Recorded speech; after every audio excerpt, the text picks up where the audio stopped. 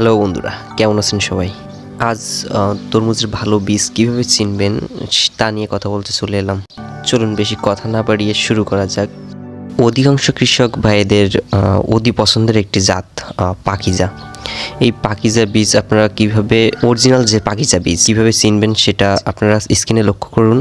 Indian Pakeezah বীজে কিন্তু Nuhan Indian লিমিটেডস লেখা থাকবে। আর আপনারা যদি স্মার্ট ফোন থাকে তাহলে কিন্তু এই কিউআর কোডটা স্ক্যান করে দেখে নিতে পারেন। তরমুজের আরও একটি অতি পরিচিত জাত হচ্ছে আস্থা। আস্থা বীজটা আপনারা এই একইভাবে পাকিজার মতো একইভাবে আপনারা কিউআর কোড এবং ইন্ডিয়ান প্রাইভেট লিমিটেড এই লোগোগুলো দেখে আপনারা ক্রয় করবেন। আর বিশ্বস্ত প্রতিষ্ঠান থেকে ক্রয় করার চেষ্টা করবেন। বিশ্বস্ত প্রতিষ্ঠান থেকে ক্রয় না করলে দেখা যায় যে বীজগুলো নকল হয়ে থাকে। আপনারা সঠিক বীজটাই কিনবেন আর বিশ্বস্ত কোনো প্রতিষ্ঠান থেকে কেনার চেষ্টা করবেন। তরমুজের নতুন একটি উদ্ভাবন হচ্ছে মহারাজ। যে এটি একটি জাপানি বীজ, যেটা কিন্তু আপনারা তরমুজের ক্ষেত্রে তরমুজের জাত হিসেবে বেছে নিতে পারেন। এটাও এদের